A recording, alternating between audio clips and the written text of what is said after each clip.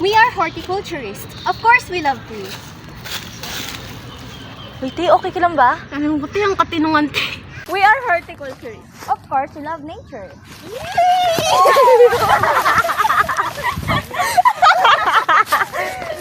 Yes, puro alikabok sila bakla.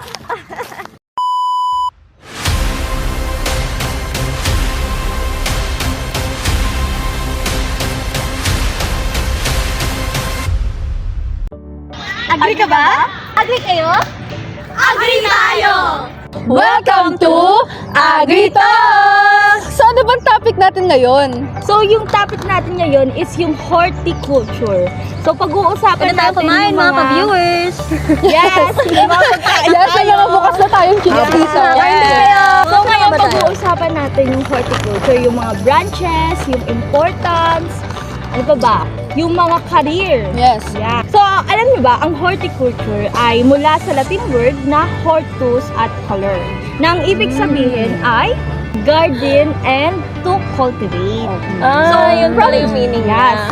And so from the word cultivate, it's about development, sustainable production, and processing of fruits, vegetables, herbs, spices, flowers, ornaments, plants, like shrub and trees. So, alam niyo ba yung shrub and trees?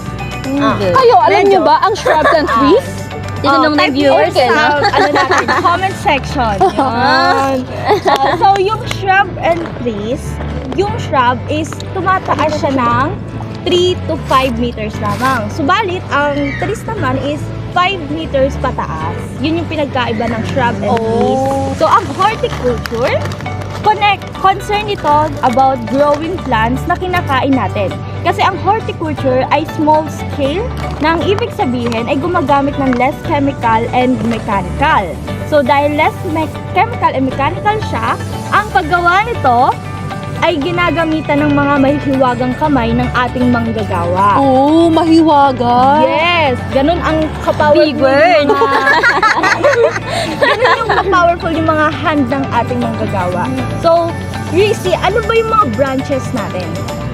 So, alam niyo ba na maraming branches ang horticulture? Siyempre, kung ang science ay may branches, siyempre, ang horticulture ay may branches din. So, una na dito ang olericulture. Pag sinabi nating olericulture, ito ay pag-aalaga at pag-uunlad ng mga halaman or gulay na ginagamit natin sa pagkain or sa food resources natin. Ito ay isang bahagi ng ating agrikultura na nakatuon sa pagtatanim, pag-aani, pagproproseso at syempre pagbenta ng mga gulay.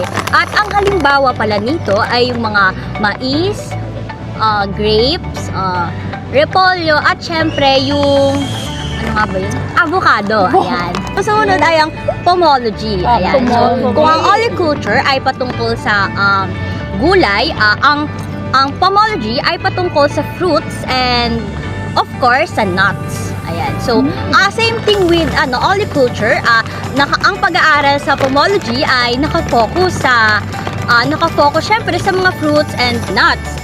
Ang mga halamang ito ay maaaring malalaki, maliliit, malambot, matigas, may buto, at marami bang iba. So, katulad ng oliculture, lahat ng process at pagbebenta ng mga fruits and nuts ay kasama rin sa pag-aaral ng pomology. At ilan sa halimbawa ng pomology ay yung berries, basta may mga nuts, kagaya ng mane, cashew or kasoy. Ayan. So, sumunod naman sa pomology ay yung floriculture. Kung ang oliculture nga ulit ay patungkol sa gulay, ang pomology ay patungkol sa mga fruits and nuts. Syempre, ang floriculture, ito ay patungkol naman sa mga bulaklak. Ayan. So, same thing with sa unang branches. Ang ginagawa rin dito, syempre, kasama sa pag-aaral ng floriculture, yung pangangalaga dito, yung process, at syempre yung pagbebenta dito. At ilan sa halimbawa pala ng floriculture ay yung mga flowers. Syempre flowers. Mga roses, sunflower, tulips. In short, alam niyo yung mga binibigay ng mga lalaki sa mga johnny ng babae? Ng mga flowers? Hindi ako marinig. Wala kasi Valentine's. Ano ba kayo? Ano ba yan? Wala ko Binigyan ako natanggap. So, ayun. Next, yung landscape horticulture. Pag sinabi naman nating landscape horticulture, ito ay nakafocus sa pagpaplano, pag-implement at pag-manage ng isang garden. Isa rin ito sa art of design. At kung napapansin nyo, kung saan kami nagpipiknik ngayon, ay tinatawag itong landscape horticulture kasi nakikita nyo naman na mapuno, mabato, mahalaman. Kasi sa landscape horticulture, hindi lamang basta nagtatanim ng mga halaman ang ginagawa rito, kundi isinasama rin ang pagpaplano, disenyo ng mga lugar, pagpapalago at pangangalaga sa mga tanim. At ang paggamit ng elementong pang-landscape tulad ng mga bato, tubig at mga structure. At ito ay upang lumikha ng magandang tanawin at espasyo na nagbibigay ng kaginhawaan at kagandahan sa mga taong nagpapahinga tulad namin. Actually, marami pang branches ang horticulture. Meron pang viticulture, ionology at silviculture. Pero yun na lang muna para mas mabilis matandaan ng ating mga viewers. Chi, parang sasabog na kasi yung utak ko dyan. Kasi ang dami nung sinasabi mo na nasasakop ng horticulture. So, ayun, napaka-importante pala ng horticulture, no? Aside sa fact na marami siyang nasasakop na branches, marami din siyang maidadagdag na benefit sa ating environment. Ang isang importance ng horticulture is, merong mga horticulturist na nakikipag-work sa mga urban planners. So, ang ginagawa nila, habang din-develop yung city, tinitake into consideration nila yung nature. So, kasama dito yung, di ba may mga roads na nakapalibot yung puno doon. So, yun yung dinadagdag ng Hindi nila horticulture. kinakat yung mga puno. Hindi nila kinakat yun. Minimaintain nila para hindi siya overgrown. Yes. Pero may puno pa rin. So, yun, isa yun. Ang isa pang example is yung mga bioswales. Bioswales are slanted beds of native plant species with deep filtering roots that create habitats for wildlife and collect rainwater. Parang ang dami nun, di ba? English. Pero ang point is, basically, para siyang mga halaman na itatanim, para siyang mga bed, di ba sa kalsada, meron din yung mga, tawag doon, yung harang sa gitna, tapos may mga plants yun. So, ang silbi nun is, yung ugat nun, malalim yung inaabot niya sa lupa. Tapos, ang ginagawa ng ugat is, ini-enhance at ini-enable niya yung daloy ng tubig para hindi malala yung irrigation sa lupa. So, yun yung bioswales. Yung pag-design ng mga technologies, saka pagtuturo ng mga technologies na to sa public, isa yun sa mga responsibilidad ng horticulturists. So, aside pa doon, meron pang ibang benefits ang horticulture. Marami pa? Di ba? Ang galing. Sabog talaga utak. Nakakasabog nga talaga. Horticulture uses scientific principles and technologies. At dahil dito, dumadami yung pagkain na nai-yield nila sa mga halaman. So, may isang technique na pinakagamit is yung intercropping. So, pag intercropping, ang ginagawa dito usually is pwede kong magsabay ng 3 up to 3 plants sa isang plot. So, kunyari, ang pinaka-common nito is pinagsasabay nila yung corn, yung beans, saka yung squash. Di ba paborito mo yun? Yes, paborito. So, pwede pala yun. Oo, kasi meron silang mutual na benefit sa isa't isa. Yung corn, di ba, matangkad yung stem nun. Pwedeng umakyat yung sanga doon nung beans, and then, yun, sinusupport nila yung isa't isa. Tapos yung squash, 'di ba? Nakaupo lang yun sa lupa. Dahil nakaupo lang yun sa lupa, walang masyadong magiging space yung mga weeds para mag-grow. Kaya yung lupa, napaka-fertile niya and maraming ma-absorbs na nutrients yung mga crops. Saan pala yun? Oo. Pero hindi lang benefits ang meron ang horticulture. Meron din yung mga drawbacks. Ano naman yung drawbacks? Diba? Kakagulan. Parang ang ganda-ganda yun, no? So, ito. Ang isang drawback ng horticulture is malaki yung tubig na kinukonsumo niya. Kasi, syempre, halaman yun eh. Pag indoor plants and expect mo na matabay yung plant na mag-grow, kakailanganin mo ng maraming tubig. Isa pa, since plant yan, marami kang ma-attract na hayop. Aside sa yung mga herbivore, meron ding mga peste na kakain dun sa mga gulay or sa crops. So, 'di ba, syempre ang natural na gagawin ng mga farmer is gagamit sila ng pesticide. So, yung isa pa yung drawback ng horticulture is baka may mga crops na gagamit ng pesticide para hindi sila magkabutas-butas or magkaroon ng peste sa loob kapag na-harvest na. So, parang ang hirap sa farmers, no? Gusto nilang maging natural yung harvest nila, pero parang kailangan din nila ng pesticides. Yes. So, speaking of farmer, no, since kanina pa naman natin pinag-uusapan yung mga farmer na yan, so ngayon, pag-usapan naman natin, ano-ano nga ba yung horticultural crops? Since kanina pinag-usapan natin ano yung horticultural, ano yung branches nito, ano yung importance nito. So ngayon, pag-usapan natin kung ano-ano nga ba ang horticultural crops. So, horticultural crops are mainly composed of vegetables, fruits, aromatic, plantation, and medicinal plants, okay? So, etong mga bagay na to is meron silang kanya-kanyang purpose sa buhay ng mga tao. And ngayon, magbabanggit ako ng mga crops na talaga namang makikita natin. And para maging familiar din tayo, baka mamaya nakikita na pala natin sa likod ng bahay natin, sa gilid, or sa mga tanim ng mga tita natin. And then, hindi natin alam na part pala yun ng horticultural crops.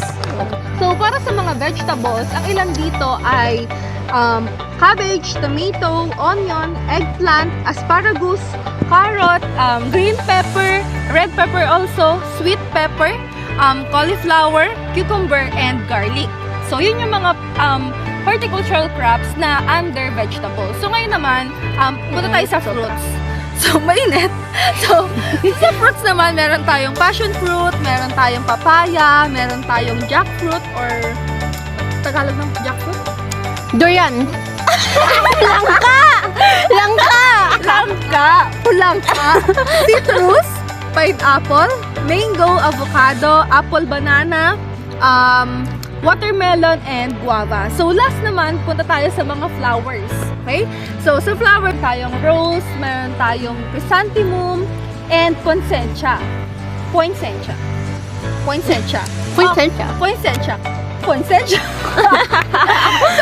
And also, meron tayong spices like vanilla, ginger, chilies, pepper, and turmeric. Yes, so ayun lang yung mga under ng horticultural crops. Okay. So, dahil nabanggit nyo na rin naman lahat, isi-share ko naman sa ating mga viewers yung mga career-oriented sa horticultural. Horticulture. So, una dito is yung plant pathologist. So, sa plant pathologist, nandito tayong mga tao is may mga doktor, yung mga halaman din is meron din. So, yung mga ginagawa ng plant pathologist, ina-experiment nila at ina-investigate nila kung ano yung mga sakit na nakaka-apekto sa mga halaman at kung paano nakaka-apekto sa atin yon kapag kinain natin yung mga halaman na yon. Ano nga ulit yung una? Plant pathologist. Plant pathologist. Spell.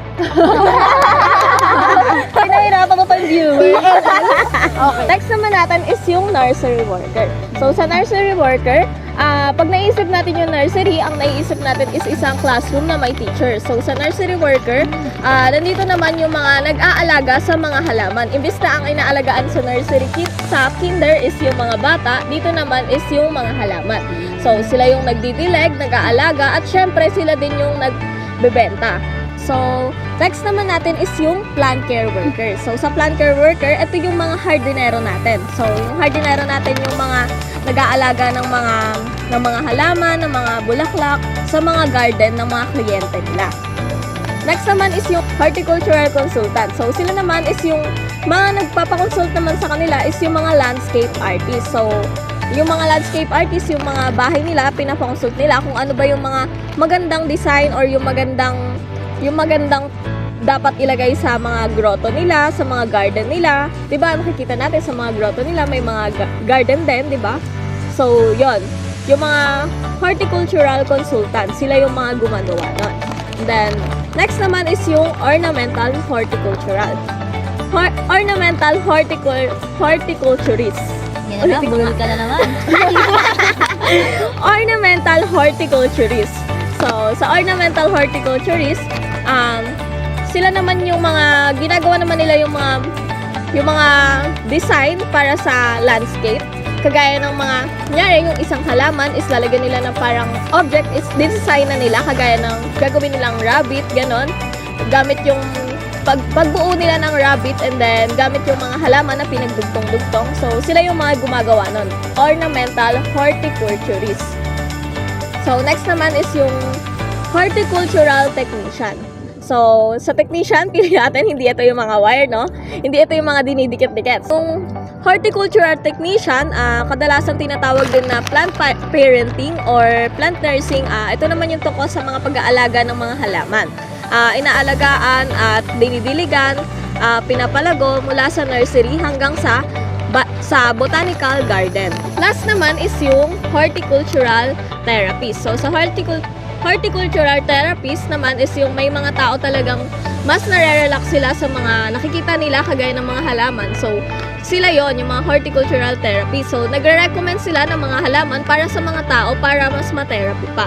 So, kagaya natin, di ba, ng mga pandemic time, nauso yung iba't ibang halaman. So, yun, yung parang nare-relax sila kapag nakikita nila yung mga halaman na yun. So, yung horticultural therapist, yung mga nagre-recommend sa mga tao na kung anong halaman yung mas makakapagpa-relax pa sa kanila. So totoo pala yun. Na nakaka-relax ang mga halaman. So, oo. Hindi lang tayo ngayon eh. Yes, hindi lang siya parang didiligan mo, alagaan mo. May purpose din pala yung mga titas natin dyan at yung mga nanay So, natin. mag-hello ka naman muna sa mga tita. So, hello po sa mga tita natin dyan, mga plantito, mga plantita. Ipagpatuloy niyo po yung ginagawa niyo ngayon dahil hindi lang po yan nakakatulong sa environment, kundi sa atin na rin po bilang sila po ay nakaka-relax nga. Yes. And then, So ano na nga, Arjo, di ba meron tayong ipinprepare? Ay, oo, meron tayong hinandang vlog kung saan nag-interview tayo ng mga horticulturist doon mismo sa Quezon Memorial Circle. Yes. So, para sa ating mga manonood, discretion na lang, pasensya na po at yung ibang parts ng aming vlog ay medyo nangyayamig yung camera. Sis, lumindol na kagandahan. Yes. Lumindol na kagandahan ng mga panahon na aming ginagawa. Okay. Ayan. Enjoy! so please watch this.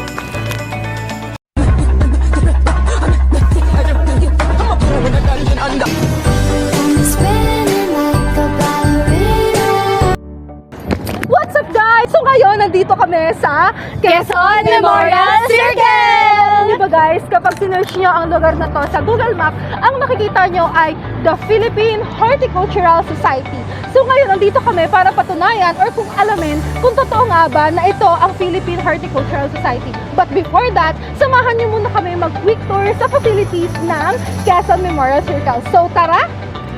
Let's go!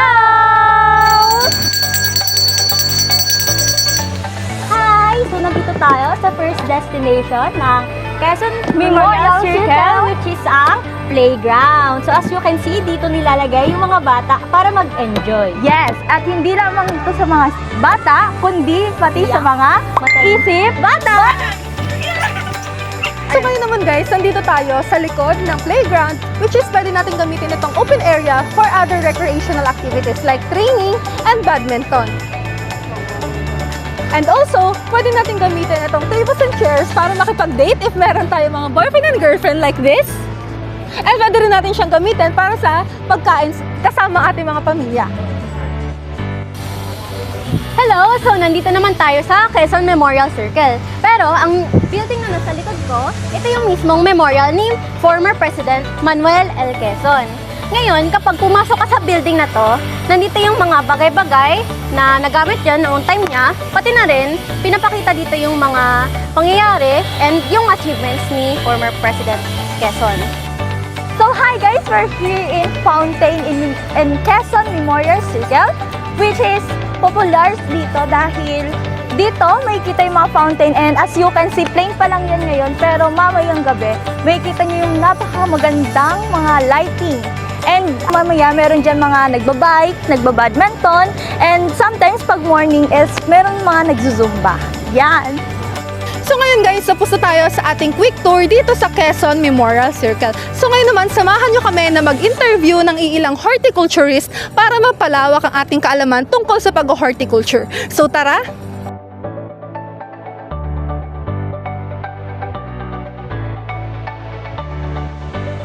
Kuya, ano pong pangalan niyo? JR po. So Kuya JR, meron po kami mga ilang questions lang po tungkol sa mga halaman. So first question po, saan niyo po kinukuha yung mga halaman na binibenta? Bagyo po. Sa bag. So meron po ba kayong sariling lupa doon na pinagkukuhaan? Meron. Wow, so sa inyo po, yung yari po kayo. Opo. Wow, yaman pala nito. So, number 2 po, paano niyo po pinapreserve yung mga halaman na tinitinda niyo? Like, syempre po, meron po tayong mga seasonal na halaman. So, kapag natuyo po sila, malulugi kayo. So, paano niyo po sila pinapreserve? Binubukod namin yung malapit na siyang mamamatay, tapos tsaka namin siya ulit bubuhayin. Kaya, madali lang naman silang buhayin. Totoo Basta- po yan? Mm. So, nabubuhay po yung mga patay na halaman? Hindi naman, yung totally yung patay talaga. Yung talagang parang nalalanta na. Pero meron pwede po pa siyang kayong mga alagaan. Wow! So, yan. Number 3 po, ano po yung mga struggles nyo sa pag-maintain ng halaman and also sa pagbebenta dito? Sa pag-maintenance naman sa halaman, kailangan talaga, yung talagang totally na kailangan nila yung dilig, tapos yung paglagay ng mga pang-spray, parang ganun, para hindi sila mapabayaan. Yun lang. Ano po yung struggles nyo sa pagbebenta po dito? Sa struggles naman sa pagbibenta, minsan matumal, minsan malakas din, pero may kasagsagan din talaga na malakas. Ano po yung mga, anong months po yung parang matumal and January, ganun, February, kaya March, ganun. Pero pag mabilis naman, September, ganun. September, bare months po? Bare month. So, thank you so much po kuya sa pagbigay po sa amin ng time. Okay po. Thank you po kuya Jerry. Ako. Ako po yung Ay, Depende kasi yan. Iba-ibang klase yung halaman. Merong indoor, merong outdoor. Meron din namang kahit hindi na kailangan ng araw, nabubuhay siya. Yung iba naman,